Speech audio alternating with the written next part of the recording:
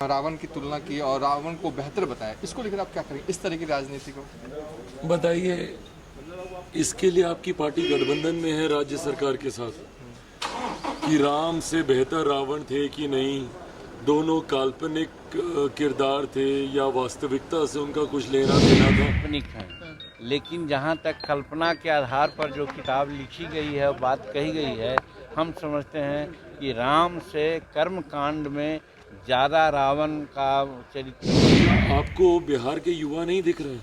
क्या आपको उनकी बेरोजगारी नहीं दिख रही है? क्या आपको गिरती शिक्षा व्यवस्था नहीं दिख रही है? गिरती स्वास्थ्य सेवाएं नहीं दिख रही हैं? या बढ़ता अपराध इन लोगों को नहीं दिख रहा है? ये जो स्वार्थ की राजनीति कर रहे हैं ना, सबसे ज्यादा नुकसान ऐसे ही नेता और ऐसे ही राजनीतिक दलों की वजह से हमारे प्रदेश का हुआ। और लालू परिवार जो है वो जब सबसे ज़्यादा छापा जो है उन्हीं के हुआ है भारत में। भाई, तो आपको डरने की बात ही नहीं है ना, अगर आपको है कि आपने कुछ गलत नहीं किया। और भाई देखिए, मैं तो कानून में विश्वास रखता हूँ और मैं संस्थाओं की भी स्वतंत्रता पर मैं विश्वास रखना चाहूँगा। परिवार के लोग बोल ही रहे ना कि इतनी बार आए, क्या मिला, ठेंगा मिला, कुछ नहीं मिला। जब कुछ है ही नहीं तो आपको डरने की जरूरत नहीं है। जहाँ तक रही बात केंद्र सरकार क्या काम कर रही है, केंद्र सरकार से ज़्यादा महत्वपूर्ण आज की तारीख में आप लोग सरकार में हैं, बिहार में। नमस्कार, मैं हूं देवांशु, आप देख रहे हैं न्यूज़ फॉर नेशन। इस वक्त हमारे साथ बात करने के लिए चिराग पासवान है। देखिए चिराग पासवान जी, जीतन राम मांझी ने कल जिस तरीके से राम और रावण की तुलना की और रावण को बेहतर बताया, इसको लेकर आप क्या करेंगे, इस तरह की राजनीति को? बताइए, इसके लिए आपकी पार्टी गठबंधन में है राज्य सरकार के साथ कि राम से बेहतर रावण थे कि नहीं, दोनों काल्पनिक किरदार थे या वास्तविकता से उनका कुछ लेना देना था? इसके लिए आपकी पार्टी सरकार का समर्थन कर रही है।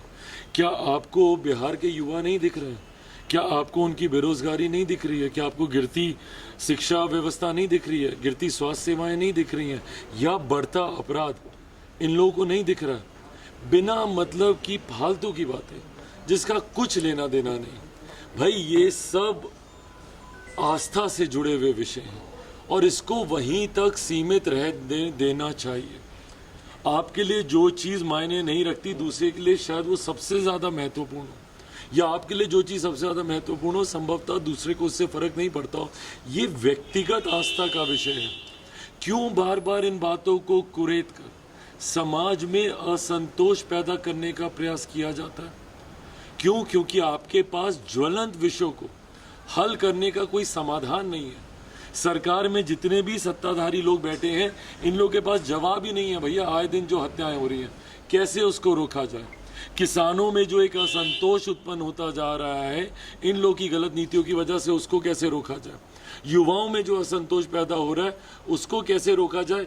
इन बातों को लेकर जब इनके पास कोई जवाब नहीं बचता है तो ये लोग इन तमाम विषयों को उठाने का प्रयास करते हैं ताकि समाज में बंटवारे की भावना फैले, समाज में असंतोष हो और ऐसे लोगों की भावनाओं को ठेस पहुंचाया जाए अपना वोट बैंक साधने के लिए।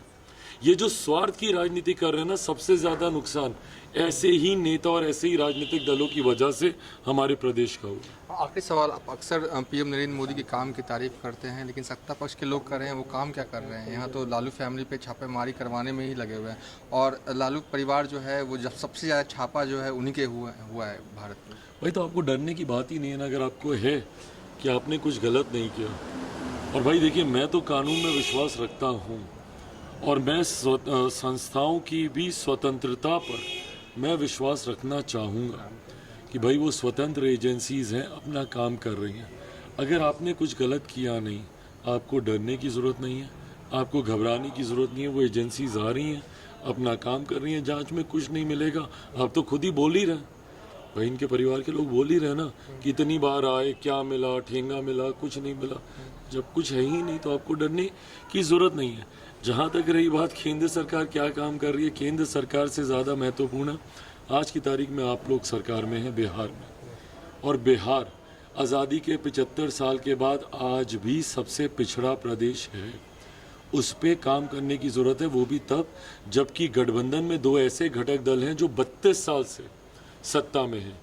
8 सालों में भैया देश कहाँ से कहाँ पहुँचा, कम ज़्यादा डिबेटेबल हो सकता है, बट देश ने कम से कम विश्व के मानचित्र पर अपनी एक अलग पहचान बनाई।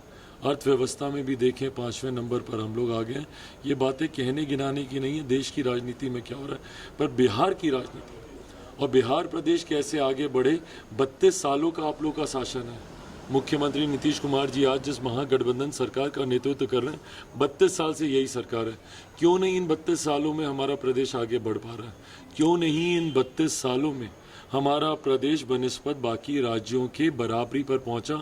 हर विकास के मापदंड पर सबसे पिछड़ा है। जवाब देने की जरूरत है इन लोगों को।